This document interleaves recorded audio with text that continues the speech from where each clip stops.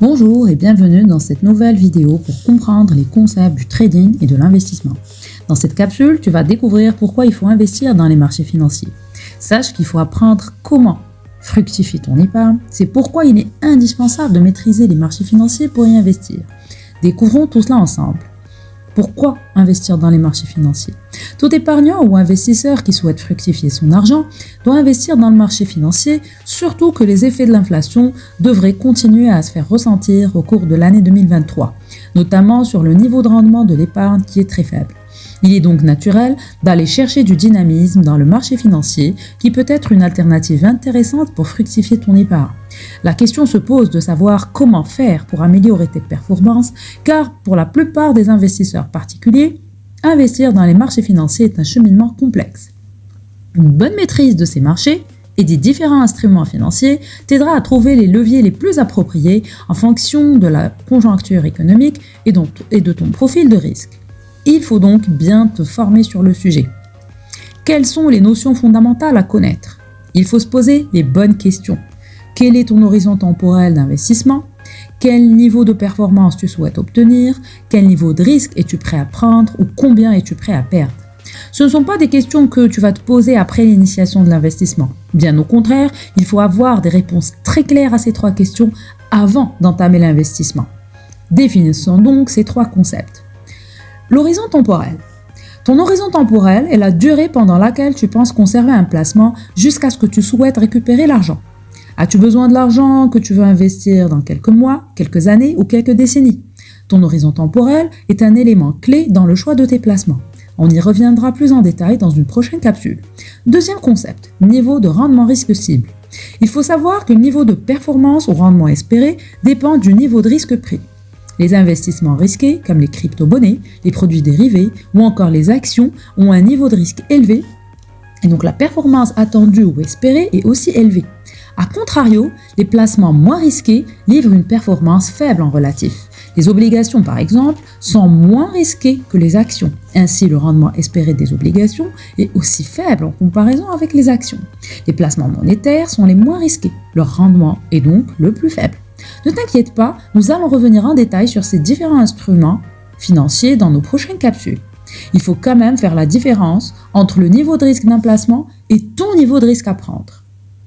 Troisième concept donc, l'aversion au risque, ou combien es-tu prêt à perdre? Cette notion est subjective, elle relève de ta psychologie, mais aussi de ton état de richesse, du contexte des marchés, de l'attitude des autres investisseurs.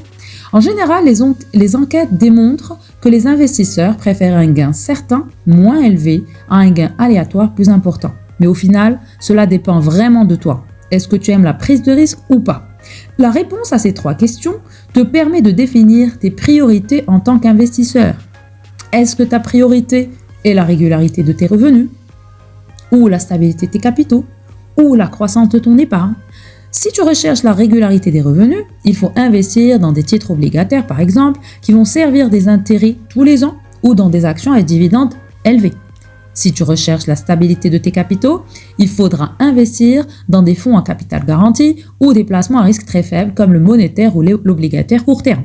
Si tu recherches la croissance de ton épargne, il faudra s'aventurer dans des placements plus risqués, offrant des niveaux de rendement espérés beaucoup plus élevés. Lorsque tu décides d'investir dans les marchés financiers, il faut aussi apprendre à ne pas céder à tes émotions. Comment? L'investisseur particulier réagit généralement selon ses émotions.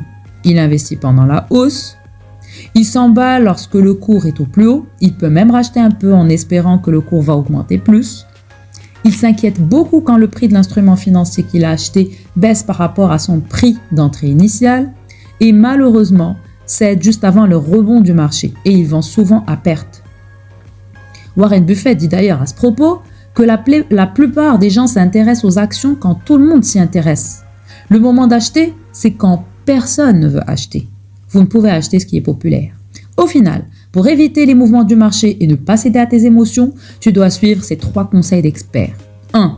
Fais des versements réguliers et programmés. Imaginons que tu investis tous les mois 500 dirhams depuis 20 ans dans le MASI. Entre 2023 et 2022, ton montant investi s'élève à 120 000 dirhams. Le MASI a réalisé sur cette période une performance de 360%. Ton investissement sera donc de 432 000 dirhams, sachant que pendant cette période, le marché action marocain a connu des mouvements de grande ampleur. La bulle Internet durant les années 2000, la crise des subprimes entre 2006 et 2008, la crise sanitaire liée au Covid en 2020 et la crise liée à la guerre russo-ukrainienne et la hausse des prix qui s'en est suivie. Conseil numéro 2. Prends des risques sur le long terme. Cela permet d'éviter les fluctuations du court terme. Conseil numéro 3. Diversifier tes placements au maximum. Entre classes d'actifs, entre zones géographiques, etc. Voilà tout pour aujourd'hui. Je vous donne rendez-vous dans une prochaine capsule pour de nouveaux concepts.